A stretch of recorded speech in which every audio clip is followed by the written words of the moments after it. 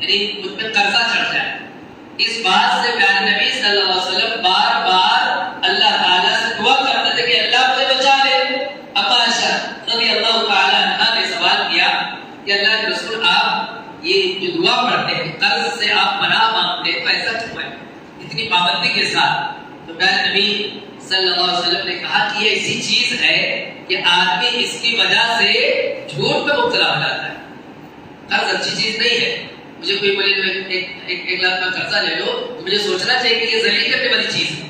ٹھیک ہے شریعت نے مجبوری میں جائز رکھا الگ بات ہے, لیکن بنفس نفیس قرض کوئی اچھی چیز نہیں ہے, بری چیز ہے.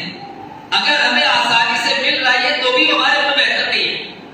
کبھی کئی گاڑی کٹتی ہے واقعی آدمی مجبور ہے تو شریعت نے جائز رکھا ہے کہ آدمی قرضہ لے قرضہ لوٹا دے, لیکن قرض کو اس طرح سے پروموٹ کیا جا رہا ہے کہ اسے موجودہ زمانے میں اسٹیٹس اور عزت کا ایک نشان سمجھنے لگے.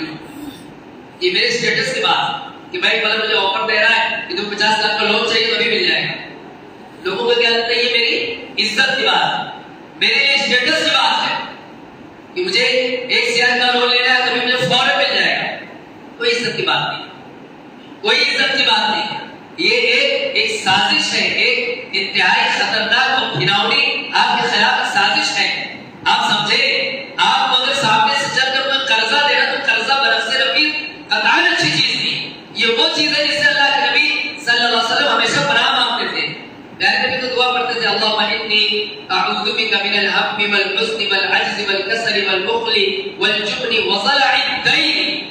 اللہ مجھے بچانا, قرض کے بوجھ سے مجھے بچانا. پہلی بنیادی چیزیں سمجھے کہ ہم چٹنی روٹی کھا لیں, ہم کم کپڑوں میں گزارا کر لیں, ہم کم راشن پانی میں گزارا کر لیں, ہم تنگ مکان میں رہ لیں, جہاں تک ہو سکے اپنے اسلام پر گامزن رہتے ہوئے تنگی اور پریشانی کے ایام گزار لیں, لیکن اپنے آپ کو اس طرح سے آزاد نہ کریں کہ جہاں سے بھی مال آ رہا ہے